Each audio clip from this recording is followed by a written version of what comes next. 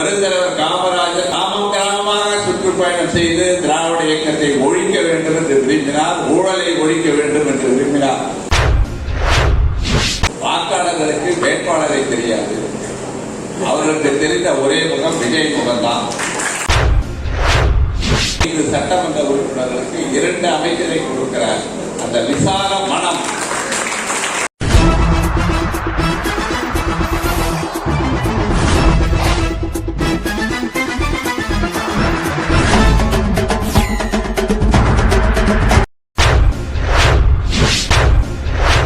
பெருந்தலைவர் காமராஜர் பிறந்தநாளை முன்னிட்டு மாணவ மாணவியருக்கு நலத்திட்ட உதவிகள் வழங்கும் விழா.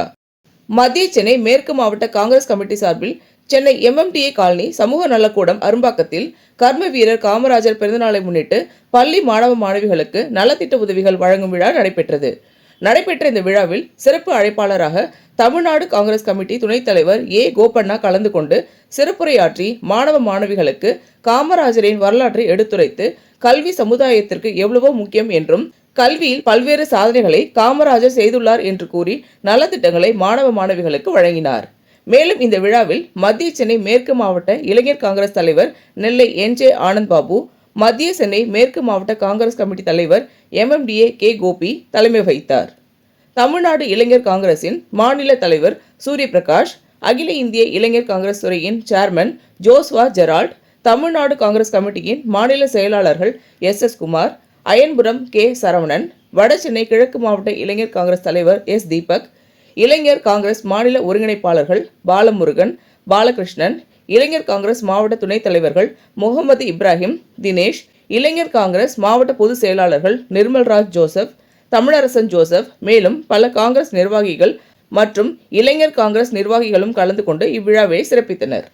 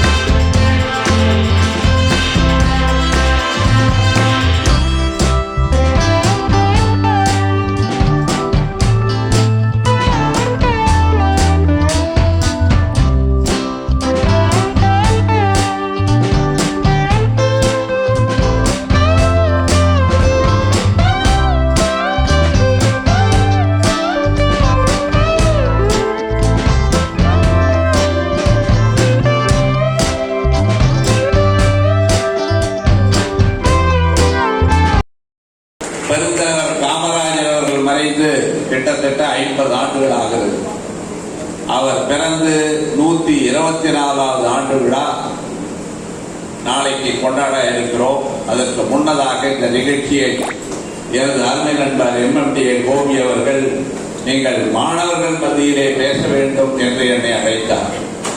பெருந்தலைவர் காமராஜரை யாரிடம் பேச வேண்டுமோ, எந்த மாணவர்களிடம் பேச வேண்டுமோ அந்த மாணவர்களே பேசுகின்ற வாய்ப்பை எனக்கு இங்கே வழங்கப்பட்டிருக்கிறது. பெருந்தலைவர் காமராஜரை பற்றி அவரது வாழ்க்கை வரலாற்றை எழுத வேண்டும் என்ற ஒரு முனைப்பில் சில ஆண்டு காலம் கடுமையாக உழைத்து ஒரு 3500 புகைப்படங்களை சேகரித்து அவரது புத்தகத்தை நான் தயாரித்து காமராஜர் அரங்கத்திலே முன்னாள் முதலமைச்சர் கலைஞர் அவர்கள் வெளியிட ப. சிதம்பரம் போன்ற தலைவர்கள் முதல் பிரியை பெற்றுக் கொள்கிற நிகழ்வு நடைபெற்றது. இன்றைக்கு காமராஜ் ஒரு சகாப்தம் என்கிற நூலை 5 பதிப்புகளை நான் அச்சிட்டு வெளியிட்டிருக்கிறேன். ஒவ்வொரு பதிப்பும் 3000 புத்தகங்கள், கிட்டத்தட்ட 15000 புத்தகங்கள் என்ற சொந்த முயற்சியிலே தமிழ்நாட்டிலே மக்களிடையே வாங்கி வரவேற்பை பெற்றிருக்கிறது என்று சொன்னால், காமராஜர் என்று சொன்னால் நிச்சயமாக காமராஜ் ஒரு சகாப்தம் என்ற புத்தகமும் அவரது வாழ்க்கையோடு பின்னி பிணைந்த ஒன்றாகும்.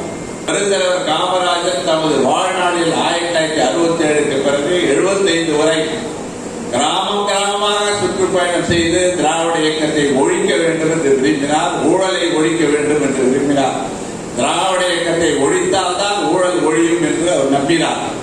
அதனால திமுகவையும் அதிமுகவையும் ஒரே குட்டையில் ஊறிய மட்டைகள் என்று சொன்னவர் காமராஜர்.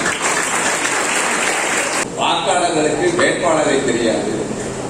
அவர்களுக்கு தெரிந்த ஒரே முகம் விஜய் முகம்தான்.